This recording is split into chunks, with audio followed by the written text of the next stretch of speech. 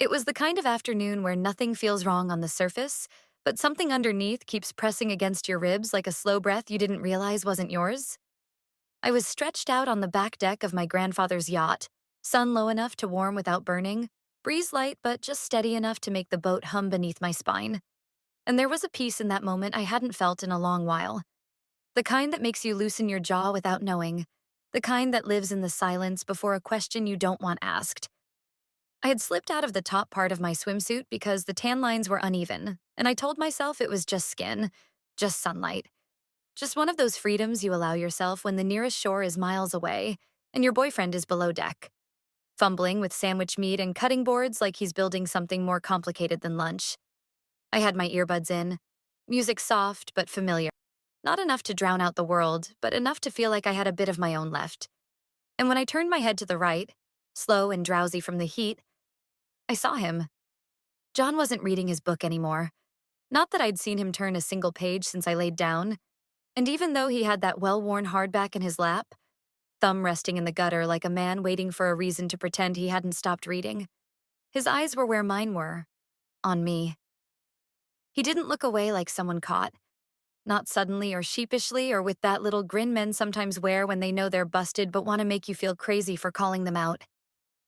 He just met my gaze for half a second too long, calm and casual, like this was just another part of the view.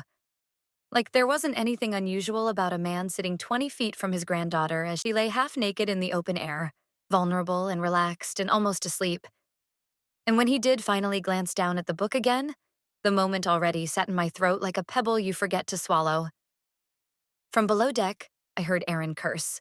Not loud, but sharp enough to carry through the cabin stairs. He'd probably spilled the mustard again or knocked over the ice tray.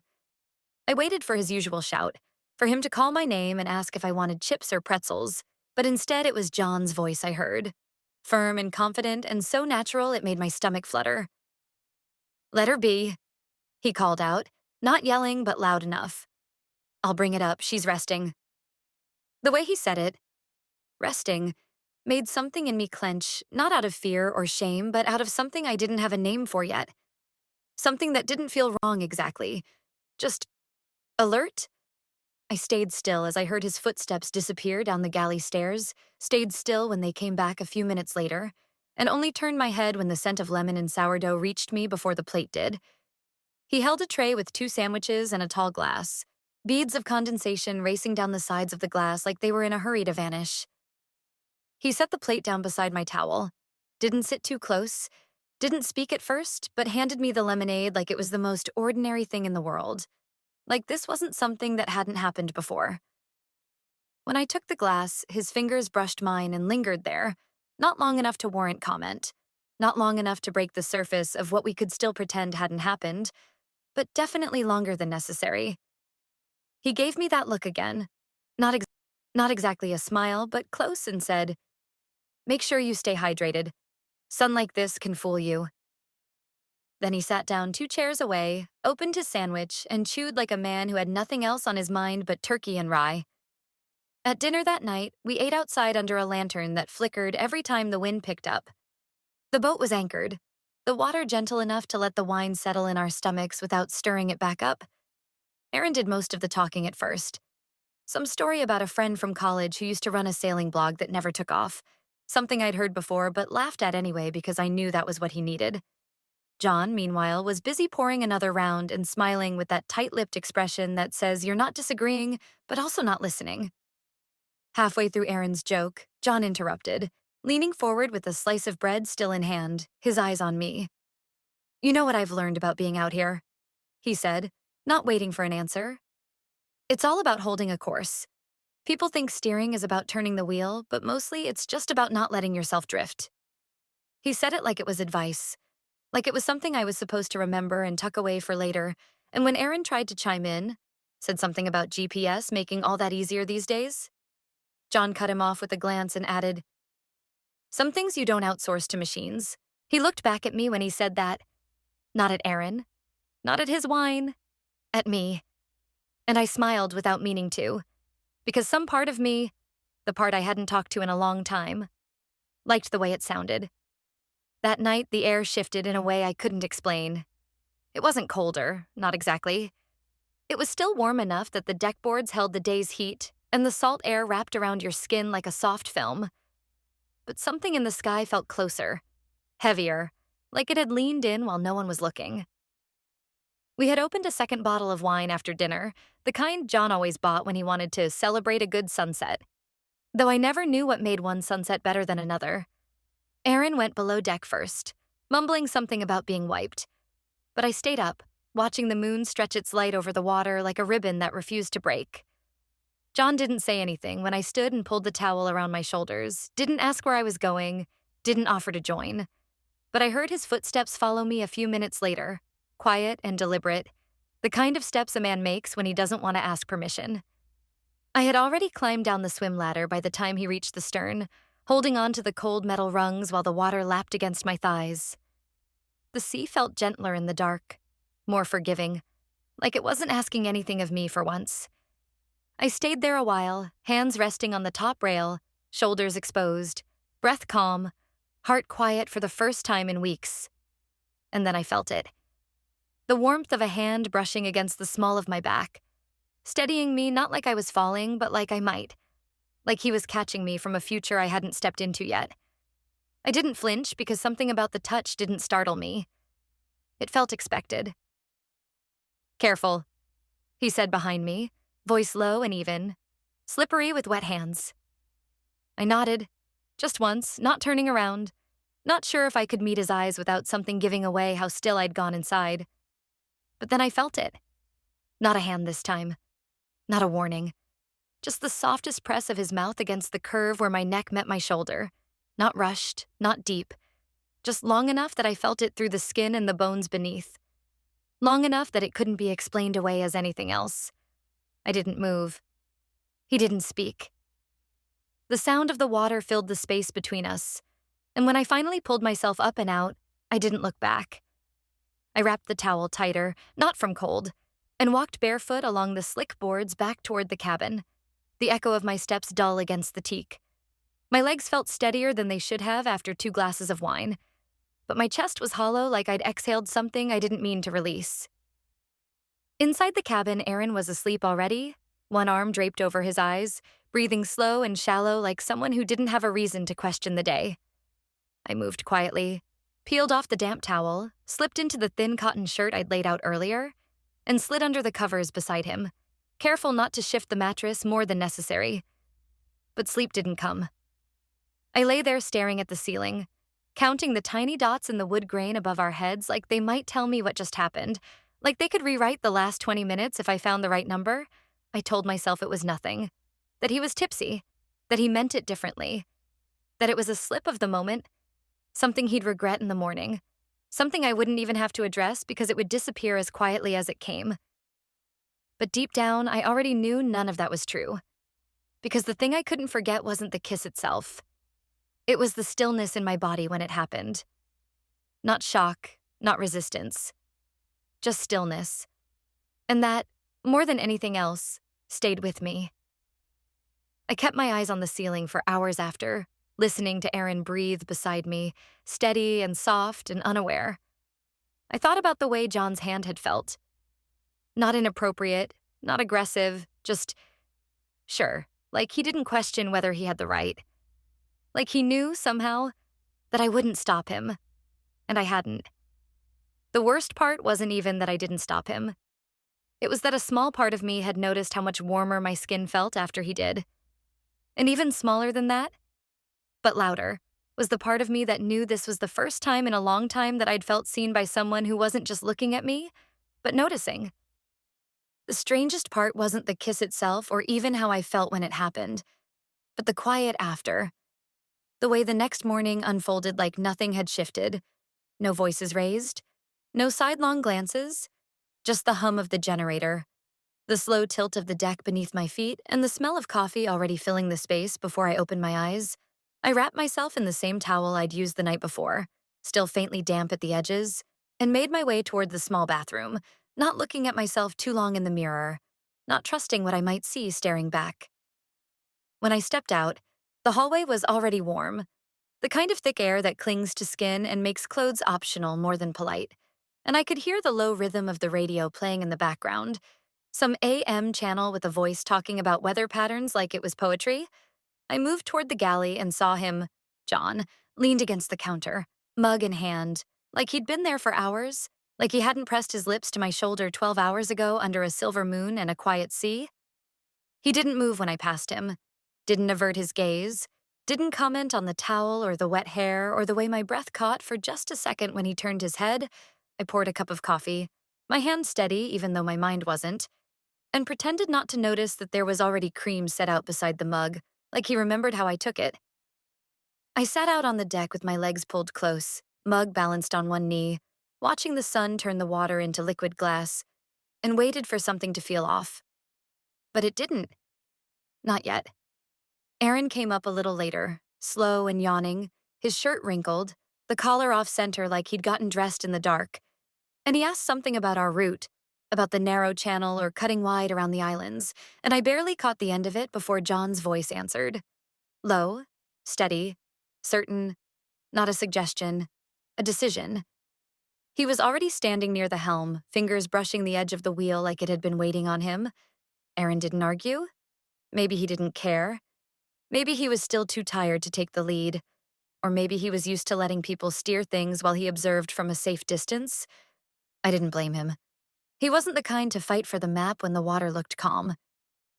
We moved slow through the first stretch, the kind of slow that feels intentional, like someone's showing off without calling it that. John pointed things out as we passed. Rocks just beneath the surface, shifts in the current, signals from the clouds. And Aaron mostly listened, nodded, smiled in that polite way that says, I hear you, but I'm not here for this. I kept my face neutral, eyes forward, hands resting on the rail, trying not to remember how close he'd been to me the night before, or how the knot in my stomach hadn't untied itself since. By late morning, the channel opened wider, the breeze picked up, and the boat moved easier. John started checking lines, coiling ropes, and I found myself stepping into the rhythm beside him without thinking. The way you do when someone hands you a task instead of instructions. He held up a length of line and showed me how to form a loop, how to keep it tight without choking it, how the movement had to be smooth and quick, not forced. He stood behind me as I practiced, not saying much, just watching. His presence close but never quite touching. Every so often, he corrected a fold or shifted my grip, his hands grazing mine just lightly enough to be felt but not remembered as anything more than useful. There was a moment when he leaned in to adjust my wrist, and I felt his breath against the side of my face. Warm, calm, unhurried. And for a second, I forgot where I was, forgot who I was supposed to be with, forgot why it mattered. He made a quiet comment about how quick I picked it up, how most people don't get the hang of knots without making a mess first. And then he added something about how I could work on a boat like this if I wanted. If you weren't so soft, he said, the word landing between us like it meant something more than it did. Not an insult, not quite a compliment, just a shape he handed me without wrapping it in anything protective. I didn't reply. I kept tying the knot. Each time I got it right, I looked down like it was just another small task I had figured out. But somewhere under all that repetition was something I didn't want to say out loud. The fact that I liked being good at it, that I liked him watching, that I liked the way his voice changed when he spoke to me like I belonged here more than I ever had on dry land. By late afternoon, the sky shifted just slightly, the color deepening into something cooler at the edges, and the breeze picked up in that way that lets you know the sun's losing strength, not quite setting but stepping back a little. Giving you permission to breathe deeper, I had showered again, rinsed the salt from my hair, pulled on a soft cotton tank that clung at the right places, not because I wanted to be seen, but because I didn't feel like hiding anymore. And when I stepped out of the cabin, the deck was mostly empty. The boat in drift mode, just gently rolling against the weight of the day. Aaron had disappeared below after his second glass of cheap whiskey, the kind he always said he bought for nostalgia, even though we both knew it was just habit. He had mumbled something earlier about needing rest before dinner, but I hadn't seen him since. There was no sound from the cabin, no movement, no sign of him, and I didn't knock or check or wonder, not out loud. Upstairs, the sky had gone clear again, the clouds pushed far behind us, the kind of clear that made you forget what real darkness looked like. I stepped onto the upper deck barefoot, still warm underfoot from the hours of sun, and there he was. John, leaning back in one of the old teak chairs with a throw blanket tucked under his arm, his feet crossed, a second glass waiting beside him like he expected someone to sit down. He looked at me only once, then back up at the sky, like nothing needed to be said out loud. And so I sat. We didn't talk at first. The wind did most of the work, brushing strands of hair across my cheek, filling the quiet with just enough sound to make the silence feel chosen instead of empty. He poured a bit of wine into the second glass, handed it to me without touching my hand, and leaned back again. I sipped it slowly, not because I liked the taste, but because my mouth needed something to do. The stars came out one by one, not rushed, not in clusters like in the city, but alone, stretching wide across the black like they had space to spare. And I tilted my head up, following their shapes without trying to name them. It wasn't about naming anymore. It was about noticing.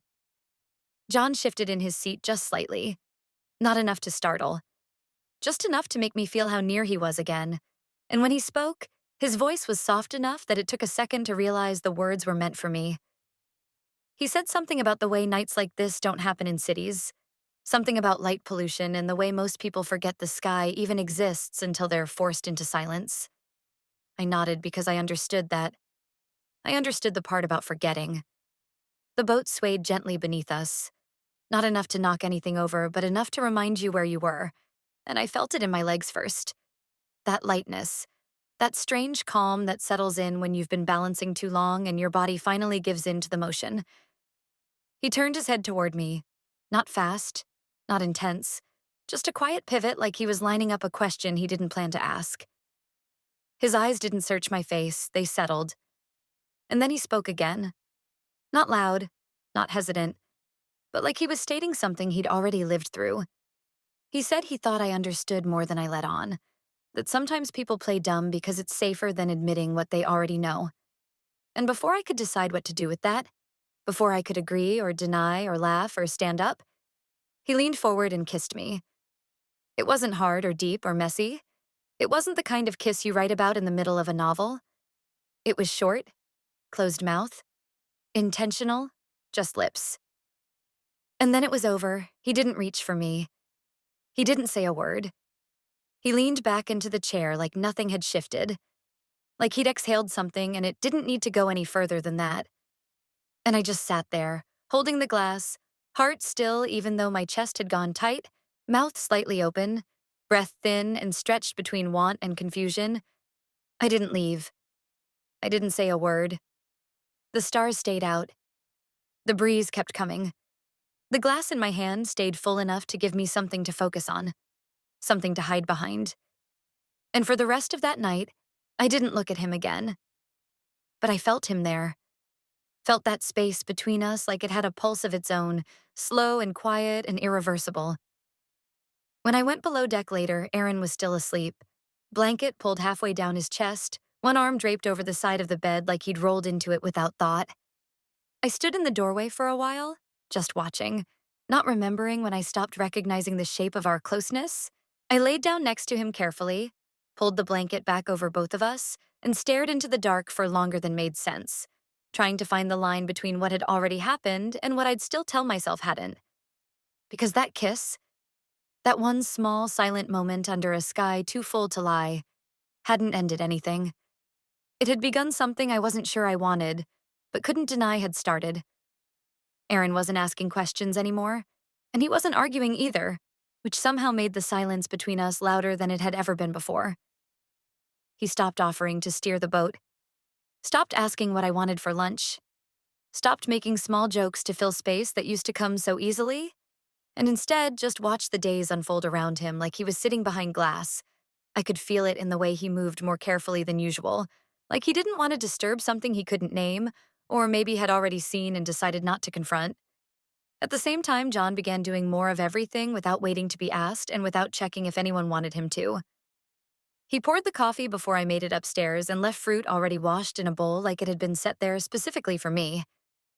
If I sat too long in the sun, he handed me a towel or reached for the sunscreen and said I shouldn't let myself burn, but didn't wait to see if I would actually use it. Once, when the breeze picked up while I was reading by the railing, I looked up and saw him walking toward me with a blanket already folded over one arm. He didn't speak. He just tucked it beside me on the bench and kept walking like he knew the moment belonged to him now. Aaron didn't say a word about it, and neither did I. That afternoon, I stretched out on the private part of the deck, the side with the cushions that faced away from the sun, where the railing wrapped tighter and the view stayed open. I wore a loose wrap at first, but peeled it away once I knew Aaron was below, and I believed I had the space to myself. I closed my eyes, tilted my face toward the sky, and let the silence fold over me like something earned. It didn't last. I heard the footsteps first. Not loud, not rushed, but confident enough to make it clear the person walking wasn't trying to go unnoticed. I opened one eye without lifting my head and saw John stepping around the corner with a book tucked under his arm, the same one he'd been pretending to read the whole week. He didn't stop when he saw me already stretched out, already exposed, already too far into the moment to cover it with excuses. He didn't look away either. He just came closer, set his towel down beside mine, and said I was already turning red across my shoulders and should probably cool off before the sun did more damage. He didn't touch me that time, but he didn't have to. His towel was close enough to mine that it looked like we were meant to be there together. Like this was a shared space instead of something I thought I had claimed alone, and even though I told myself it was fine, it didn't feel like something I had chosen. He lay down beside me without making a sound and opened his book without ever reading a word. I tried to close my eyes again, but my skin knew he was there. Every inch of me stayed aware. Later, as I moved back toward the cabin carrying a pile of towels, I paused to let John pass me in the narrow hallway, and he didn't speak. He simply reached out as if to steady me, and his hand settled just briefly on the inside of my elbow. And in that pause between movement and release, I felt how familiar it was becoming to be touched by him. Not in large ways, not in anything I could point to as wrong, but in steady, quiet ways that layered over each other until they began to mean more than they should. He brushed against me again in the galley later that day, reaching behind me to grab a mug, but not hurrying to avoid contact like someone would who was only there to get coffee. The backs of his fingers touched my waist the way a curtain brushes your arm when the window opens too quickly, and I turned but didn't step away. At one point, he handed me his phone to show me an old photo from decades ago. A shot of him standing on a dock shirt, off young and lean and full of the kind of confidence men earn from other people telling them they're powerful. He pointed to the girl beside him, a stranger to me, all legs and long hair, and said something about how I reminded him of her. Only I looked more sure of myself, which didn't make sense because I didn't feel sure of anything anymore. And then there were the comments about Aaron. Never harsh, never cruel, just light observations wrapped in compliments to me or statements of fact. That he seemed like a thinker, not a doer. That some men understand the sea from maps, but never from the way salt settles into your lungs. That a man needs to be challenged or he softens like bread left out in the sun. I never responded, but I listened, and John always said them in a way that sounded like he was including me in something, not accusing, just observing. I started noticing how often Aaron stayed inside. He didn't follow us up to the deck anymore. Didn't sit beside me while I read or ask if I wanted to join him for a drink in the evening. He watched instead.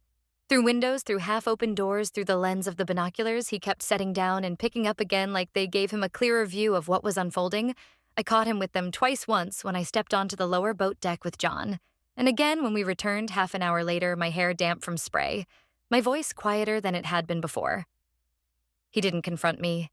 He didn't ask questions. And maybe that silence was louder than anything else he could have said. After a few more days, the pattern stopped feeling like a pattern and started feeling like reality. And I couldn't remember exactly when it had crossed that line, but I knew it had. John did more than just help around the boat. Now he filled the space completely, and Aaron let him. I don't think he was trying to surrender anything on purpose. I just think it was easier for him to stay out of the way than step into something that already had momentum. John offered to fix the hatch when it started sticking, and he did it without asking for tools or assistance or even acknowledgement. He cleaned the fish before I had time to bring out the ice. He handled the mooring lines like he'd owned the sea itself, and when something jammed in the motor, he disappeared for 10 minutes and came back with it running smooth as glass. It was hard to deny that he knew exactly what he was doing, and he moved through those moments like he wanted me to see it. Not just so I'd trust him, but so I'd remember who had the power here. I wasn't fighting it anymore. And that's maybe the worst part to say out loud. Because I didn't wake up one day and choose to betray the person I came here with. I just kept leaning ever so slightly into what felt easier each day. I didn't pull my hand away when John held it longer than he should have. I didn't object when his shoulder stayed pressed against mine while we watched the water. I didn't stop him when he put his hand on my thigh and said nothing about it like that contact had been earned. And I never mentioned any of it to Aaron. He saw enough on his own.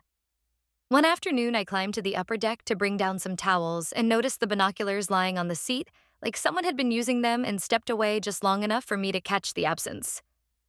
When I reached for them, they were warm in the center like they'd just been held. And I didn't look through them because I didn't need to. We had started using the small boat more often. Usually just the two of us with some excuse John made up about needing to check something along the reef or test the propeller or make sure the anchor points along the bay hadn't shifted. It didn't matter what he said, because by then I wasn't listening for logic. I was listening to how I felt when he spoke. The last time we went out, we didn't talk much.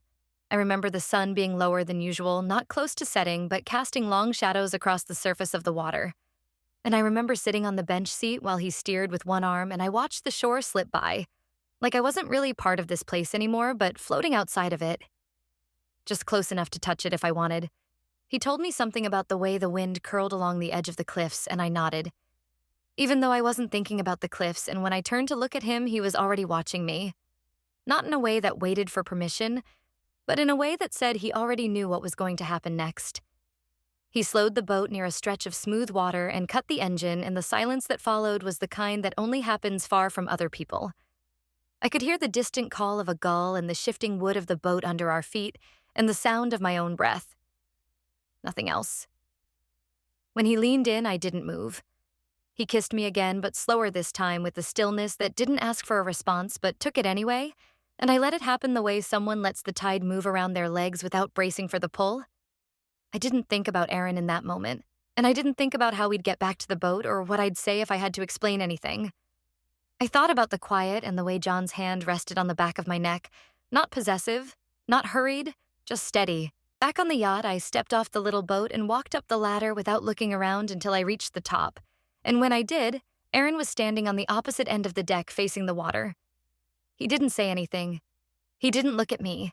But the binoculars were still in his hand and his grip on them was loose, like he wasn't trying to hold on to anything anymore, just holding what was already known.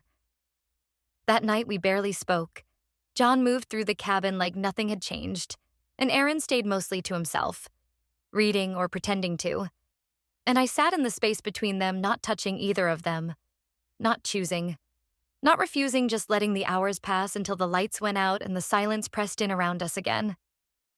I lay in bed with Aaron asleep beside me, and I stared at the ceiling, counting the seconds between each breath, listening for something that wouldn't come and wondering if he was awake too, but just unwilling to speak. Because when the truth hangs in the air long enough, it stops being truth and becomes gravity. And that was what I felt most now. Not guilt, not fear, just the weight of knowing there was no going back to whatever we were before. It was one of those evenings where everything seems quieter than it should be. And the kind of stillness that wraps around you feels less like peace and more like a setup, like something waiting to be interrupted. The sky had already started pulling the color out of the water, and the breeze had turned cool. In that way that makes you reach for a blanket, not because you're cold, but because you feel exposed. John came up behind me on the deck, not with a plan, not with a schedule, just a question that didn't sound like one. He said there was a place nearby an island where nobody really went anymore, where the sand was packed flat and the gulls always circled low like they belonged there more than the people ever did, and he used to go there sometimes when he needed space. He said we wouldn't be long. He said the light would hold. I didn't hesitate. I laughed lightly, said something about how we better hurry before dark set in, but I was already moving. Already grabbing the small bag with a blanket, already stepping into the smaller boat before he could offer a hand. I sat closer than usual. Not because I meant to not, because I wanted to send a signal, but because there wasn't much room and he didn't shift away. The motor was quiet compared to the others we'd used, and the shoreline passed slowly like it was giving us time to change our minds. And still I said nothing. I stared out at the sea and let the wind pull strands of my hair across my face, and I didn't tuck them behind my ear because I liked the way it made everything feel undone. The island wasn't far, just enough to make the yacht seem small when we glanced back, and by the time we landed, the sky had softened into a pale gray that held the shape of the clouds without turning heavy. We stepped onto the shore, and I followed him through the scrub to a small patch of open sand where a few blackened stones lay in a loose circle, like a memory someone forgot to finish. He said he used to come here when he was younger, with friends who had since moved or passed or stopped reaching out. He said there was something about being here that made time feel slower, and I believed him. We lit a fire with the kindling he pulled from a hidden cache beneath the rocks, and we ate simple sandwiches out of wax paper and passed a small metal flask between us, the kind that left a warm burn in your chest before it reached your stomach. And I didn't ask what it was because I didn't care. He talked more than usual, his voice lower than it was on the boat. More even less like a man trying to teach and more like someone trying to explain himself before it was too late. He said he'd lived a lot of years with the wrong things in focus, that he had chased respect more than joy, that he had stood in the right rooms with the wrong people and missed the ones that might have changed him. He said he was afraid of leaving without ever having said yes to something that made him feel alive. At first, I smiled the way you do when someone older than you confesses something you don't expect something too big for the space it's given. But then I went quiet. Because the way he looked at me while he said it wasn't hypothetical, he reached for my hand then and I didn't pull away. And I think that was the real moment. The moment that mattered more than anything else that came after. Because that was when I stopped pretending that this was something happening to me instead of something I was letting happen. He held my fingers gently at first, but didn't let go. And his thumb moved across the back of my hand like he was reading it. Like he was remembering something through touch. And when he leaned forward, it wasn't sudden. It wasn't forceful. It was slow and certain and final. He kissed me, not carefully, not cautiously, not like before this wasn't a test or a mistake or something he would apologize for. This was deliberate and grounded and full, and I didn't back away. And this is where I have to say it plainly, because I can't keep rewriting it in my head. I knew it was wrong. I knew it crossed a line. I understood exactly what I was letting happen and how far it was from the woman I thought I still was. And I'm not going to pretend I was confused, or that it was innocent, or that it just got out of hand, because it didn't. It was wrong, and it was selfish, and it was real, and in that moment I wasn't thinking about any of that. I was only thinking about the heat of his mouth, the way the sand shifted beneath us when I leaned into him, the way the fire cast shadows across his face, like he was something ancient and still and outside the world I came from. I didn't stop it, and he didn't ask me to. I don't know how long we sat there after the kiss, not speaking. Not moving, just letting the fire pop quietly between us while the sky grew darker and the stars began to gather above us in loose, silent clusters. I didn't feel the wind change, but I knew it had because something in my chest started cooling slowly, like the moment had passed through me and left something behind that wasn't heat or guilt, but the hollow shape of both. John stood first, said we should head back before the tide got tricky. And I nodded because I had nothing left to add. No reasons, no protests. No pieces of conversation that would make what happened sound like something other than what it was. On the way back, the boat moved slower than before, not because of the motor or the waves, but because neither of us said a word, and silence has a way of thickening around you when there's too much it has to carry. When we reached the yacht, he helped me up the ladder first, and I felt his hand press lightly behind my knee the way someone helps another person out of instinct. And I stepped onto the deck before I looked up because I didn't want to see anyone. I didn't want to meet any eyes. But Aaron was there. He was sitting on the upper level just under the shade canopy, leaning forward with his elbows on his knees and the binoculars in his lap, his fingers resting on the sides like he'd been holding them long enough to forget they were still there. He didn't speak when I stepped onto the deck. He didn't move, he just looked at me and then looked away slowly. Like he wasn't surprised. Not really, not anymore. I stood there for a few seconds, just watching him the way he sat completely still, like the sea had gone flat inside him, and there were no waves left, not even small ones. And I wanted to say something, but nothing in me trusted words anymore. He didn't say my name, didn't ask where we'd gone, didn't ask what happened. He just stood, eventually picked up the small towel that had been sitting beside him and walked below without urgency, without noise. I followed later, not right away, not quickly, not to explain, just because I didn't want to be outside alone. Downstairs, I heard the sound of water running in the sink and the cabinet doors opening and closing the same way you do when you're looking for something, not because you need it, but because it gives your hands something to do. I stayed in the hallway for a moment, one hand on the wooden frame, breathing slow, trying to decide what version of myself I was supposed to bring into the room. When I finally stepped inside, he was folding one of the clean towels into a drawer, and he looked over at me only once. His face completely calm, but emptied out like whatever reaction had burned through him had already gone cold. There was no anger, no accusation, no shaking of hands or slammed doors. Just that terrifying quiet when someone decides something and no longer needs you to confirm what they've already seen. He didn't sleep in the same bed that night. He took a blanket and moved to the small bench under the window in the kitchen cabin. Not dramatically. Not to make a point. Just because I think he needed space that didn't smell like me anymore. I lay alone, staring at the low ceiling, trying to remember the exact moment I stopped being the version of myself who would have said no. And I couldn't find it. The next morning, we moved like people stuck in someone else's house. Both of us. Quiet both of us. Polite saying small things that had no weight. Like I think there's still juice or the motor sounds fine, but nothing that reached deeper than the surface. John was there, of course, moving like nothing had shifted. Making coffee, arranging gear, checking the forecast. Like the boat was just a boat and not the place where something irreversible had happened. Aaron didn't mention the binoculars, and I didn't ask if he had seen everything, but we both knew we weren't dealing with suspicions anymore. We were dealing with knowledge, and there's nothing heavier than a truth that didn't have to be spoken to be understood. He didn't confront me on the deck. He didn't send a text. He didn't even write a note. He just waited. And when the moment came to dock at the island the next day when the trip was over, and we were supposed to gather our things and return to the life we'd left floating in, the silence, he stepped off the yacht first. He didn't offer his hand. He didn't look back. He walked to the edge of the dock with his bag on his shoulder and stood still until I caught up, and then he walked ahead without asking if I was following. And I did follow, because I didn't know what else to do. Because I still hadn't figured out how to be anything other than someone who had already let the moment happen, and now had to carry it in the spaces where apologies couldn't reach. We returned just as the sky was beginning to shift that pale shade of blue that only happens when the night starts loosening its grip.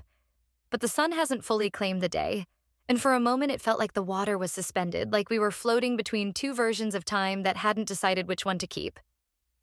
I stepped off the small boat first, my hands still smelling like smoke and damp cloth. My throat dry from salt and silence, and as I moved toward the stern, I saw Aaron standing at the rail with a mug in his hand, the steam rising soft and straight into the calm air. He didn't flinch when he saw us, and he didn't ask why we came back so late. He just sipped his coffee and said the words like they were part of the script.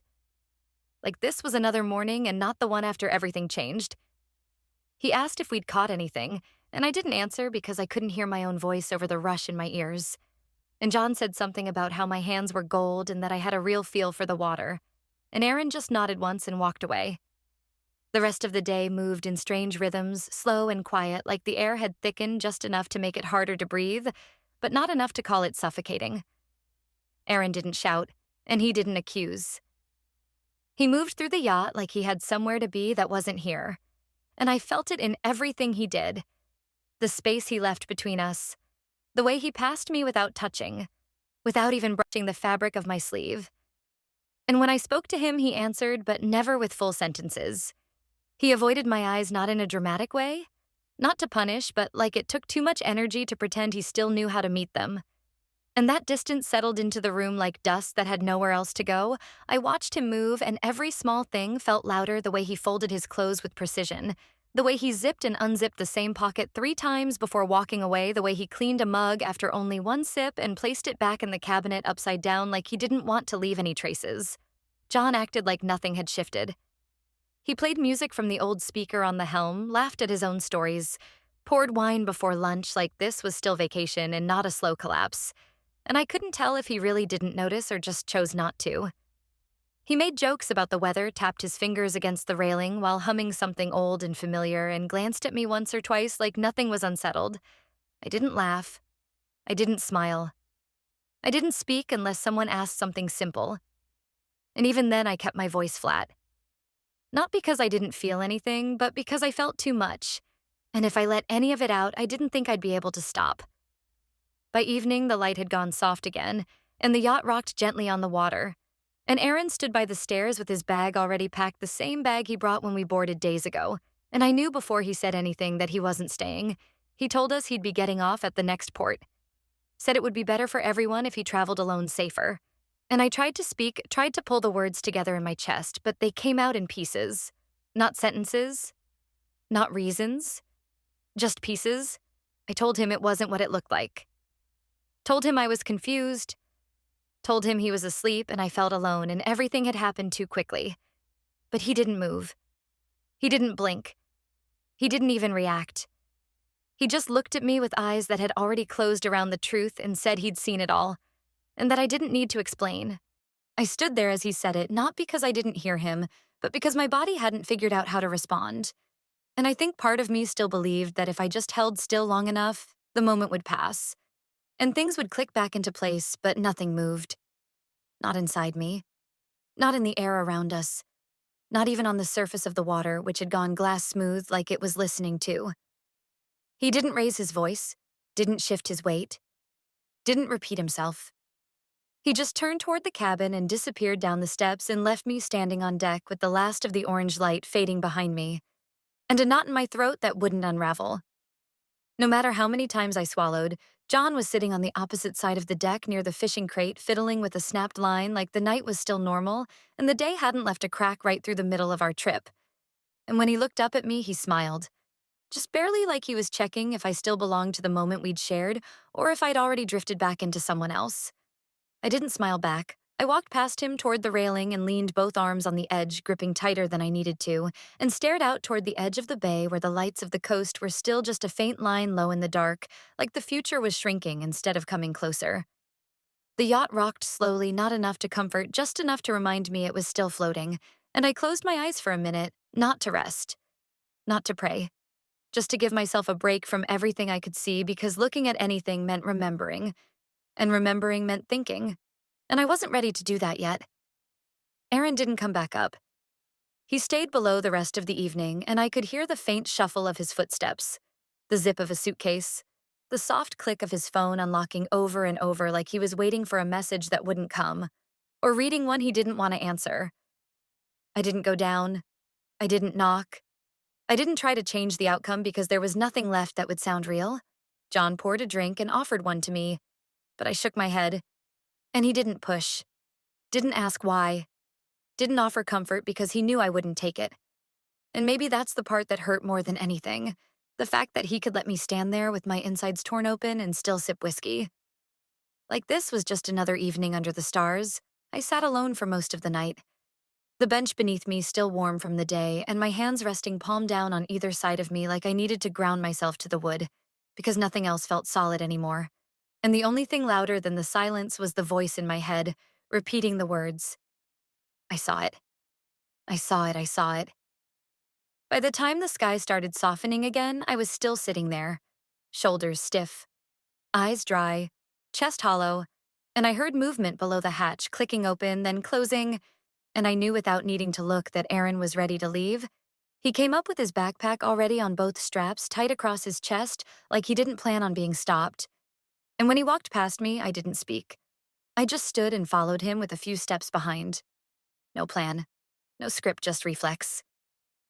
He didn't look back when he stepped off the dock. He didn't wait for me to catch up. He just kept walking toward the edge of the marina where a single car waited. Headlights dimmed, engine already running, and I stood there watching until the taillights blinked once and disappeared into the road curve.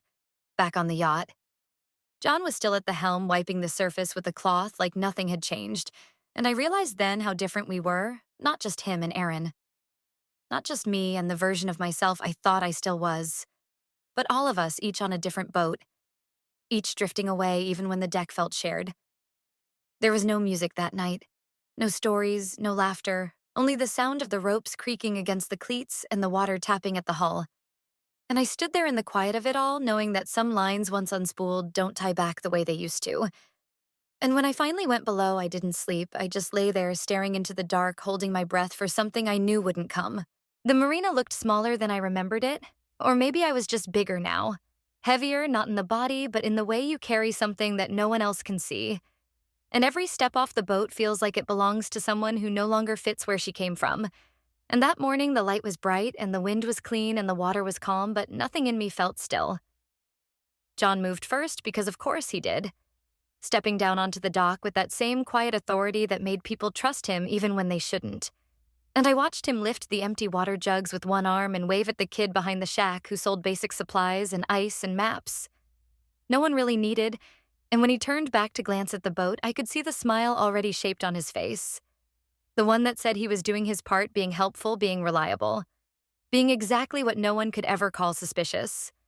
Aaron didn't move right away, and I didn't ask him to. He waited until John had walked far enough to be out of reach, and then he stood with just the backpack over one shoulder and a navy cap pulled low on his forehead. And for a second I thought he might look at me just once, not with anger or hope or blame, just recognition. But his eyes stayed ahead, focused on the dock like it was a finish line, and I watched him climb off the boat with the kind of silence that doesn't belong to someone unsure, but to someone who's already finished saying goodbye long before his feet hit solid ground. He walked past the fuel station, past the bench where we ate ice cream on the first day, past the taxi stand with its chipped paint and crooked shade past the car that had been waiting, and I watched him reach for the door and get inside, and I counted how many times he could have turned back and didn't. Not once. Not when the engine started. Not when the door closed. Not even when the car pulled away and disappeared around the corner, and I stood there gripping the edge of the rail like it was the only thing keeping me from following. And I didn't move. Not because I wanted to stay, but because I didn't know where else I belonged anymore. The dock hands started shouting to each other, dragging thick lines across the wood. Someone laughed behind me, and the moment broke like glass, and I stepped onto the pier with legs that didn't feel like mine, and the wind hit my skin like it was trying to clean something off me that wouldn't come loose. And when I looked down at my arms, they weren't shaking, but they weren't still either. And I realized I was holding my breath again. John came back with a bottle of water in each hand, and a pack of ice looped through his fingers. And he looked at me like nothing had changed. And I hated how good he was at that. How natural he made it seem, how easy it had become for him to step into whatever role the moment required. And when he stopped beside me, he reached out without hesitation and touched my shoulder gently like a guide, like a man who'd known you forever and never asked for anything more than your trust. He said Aaron was weak. Said I was stronger than I gave myself credit for. Said we both knew this wasn't a game and hadn't been for a while. And his hand stayed there a moment longer than it should have. And I didn't shake it off, but I didn't lean into it either. And when I finally turned my head away, I didn't speak because there was nothing left to say that wouldn't sound like a lie to someone. Even if it was true, inside me, everything burned not on the surface, not the kind of burn aloe can fix, not even the kind that fades when the light does, but the slow, deep ache of something too far beneath to soothe. And I stood there with the sun heating the top of my head and the wind tangling my hair and the edge of my teeth pressed into the inside of my cheek, just hard enough to remind me I was still. John busied himself with simple things, coiling the lines, checking the radio, filling the icebox, and his footsteps sounded normal. His movements easy, his tone unbothered, but I could feel how much space he filled now, how much air he took up just by being the one who stayed, and I didn't speak to him not out of anger, but because I couldn't think of a version of my voice that still belonged in his world. I stood in the galley and opened a cabinet and stared at the same row of glasses we'd been using all week, and suddenly, I couldn't remember which one had been mine and which one Aaron always chose, even though I used to know by heart. And that broke something small inside me. Not loud, not visible. Just one more quiet shift in the foundation of what I thought was solid. The sun climbed higher and the boat began to creak with the heat. And I sat on the bench near the rear railing and let my shoulders burn without sunscreen, without shade, without anything between me and the consequence. Because part of me felt like I deserved to feel it now. Like I needed to carry something on the outside that hurt the way it did inside. John came by with a plate and asked if I wanted anything. And I shook my head without looking at him, and he didn't push. He just walked away, humming some tune I didn't recognize, and I closed my eyes and listened to the waves tap against the hull, like they were trying to remind me we were still floating, even if nothing felt like movement anymore. The hours passed without meaning, without structure, without anything to mark the space except light and shadow. And I thought, maybe this is what guilt really is. Not fire. Not thunder, not breakdowns or screams, but the slow fading of who you were without anyone around to tell you when it happened. I didn't cry. I didn't even feel the pressure behind my eyes that usually comes before the tears. I just sat there breathing in and out with no rhythm, and the air around me felt thick with everything I hadn't said and never would. and every time the boat shifted beneath me, I felt less like I was on water, and more like I was adrift inside myself. The yacht had become too quiet. Not peaceful quiet, but the kind that settles after. Something breaks and no one picks it up, the kind where even the creaks in the wood feel like reminders. And I realized that the silence here wasn't waiting for resolution. It was the resolution, and I would have to live with it now. The sun dropped lower, but I didn't move. The sky changed colors, and I didn't notice until the shadows on the rail stretched out across my lap and the breeze cooled enough to raise bumps along my arms, and still I sat there, holding my hands together, not to pray, not to think, just to feel the weight of something real.